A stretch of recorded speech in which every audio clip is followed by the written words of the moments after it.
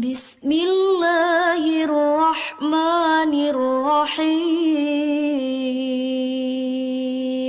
تبارك الذي بيده الملك وهو على كل شيء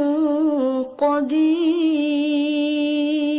الذي خلق الموت والحياة ليبلوكم أيكم أحسن عملا وهو العزيز الغفور الذي خلق 7 سماوات طباقا ما ترى في خلق الرحمن من تفاوت فارجع البصر هل ترى من فطور